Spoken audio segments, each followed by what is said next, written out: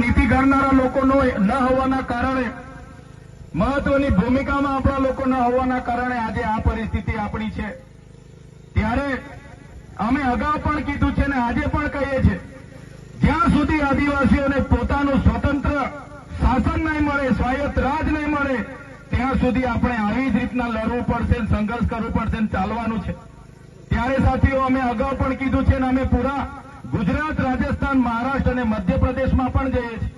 આજે 50% લોકોને અમે ભીલ પ્રદેશના બેનર હેઠળ રાજસ્થાન, મધ્યપ્રદેશ અને મહારાષ્ટ્રના તમામ સાથી આગેવાનો સાથે મળીને બધાની મહેનતથી, છોટુભાઈ વસાવા સાહેબ હોય, મહેશભાઈ હોય, રાજકુમાર રોથ હોય, ભવરલાલ પરમાર હોય, કાંતિભાઈ આદિવાસી હોય કે કમલેશભાઈ ડોડિયા મધ્યપ્રદેશથી હોય, બધાના સહકારથી અમે જાગૃતનું બેડું ઉપાડેલું છે.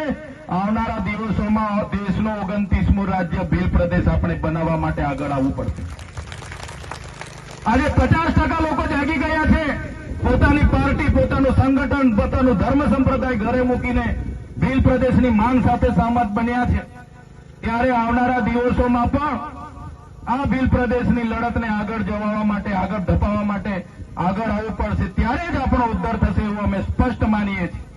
આજે નર્મદા ડેમના પાણીની વાત કરીએ, ઉકાઈ ડેમના પાણીની વાત કરીએ, મોટી મોટી જીઆઈડીસીઓ અને કારખાનાઓને આપવામાં આવે છે. નર્મદા ડેમનું પાણી કચ્છ સુધી લઈ જવામાં આવે છે. 500 કિલોમીટર પાણી લઈ જવામાં આવે છે. અમે કહીએ છીએ તમે 1000 કિલોમીટર લઈ જાઓ, અમને કોઈ વાંધો નથી. પણ જે લોકોએ પોતાની જમીનો ગુમાવી છે, જે લોકોએ આખાને આખા ગામો વિસ્થાપિત કર્યા છે, એ લોકોને આજે પણ જે વચનો આપ્યા હતા એક જણને નોકરીના, જમીન સામે જમીનના, સિંચાઈના, વીજળીના, એ નથી આપ્યા. ત્યારે આવનારા દિવસોમાં જો સરકારો આદિવાસીઓ માટે નહીં વિચારશે તો આવનારા દિવસોમાં નર્મદા કેનાલ બંધ કરવા માટેનું પણ અમે આહવાન કરીશું અને નર્મદા કેનાલ પણ અમે બંધ કરાવી દઈશું. સાથીઓ, આજની આ લોક સંઘર્ષ મોરચાની આજની મિટિંગમાં જે પણ આપણા પ્રશ્નો ઉપસ્થિત થયા છે, એમાં આપણે ઉમરપાડાના તમામ ખેડૂતોને પણ સાથે રાખીશું. જે પણ મજૂરોને લઈને આવે છે એ પણ આપણા સમાજના છે, એમને પણ સમજાવીશું. અને એકવાર ફોરેસ્ટવાળાને અને સરકાર સુધી પણ આપણે રજૂઆત કરીશું.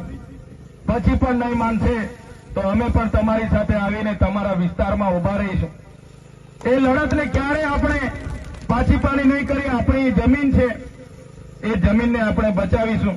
વધારે વિશેષ નથી કહેતા.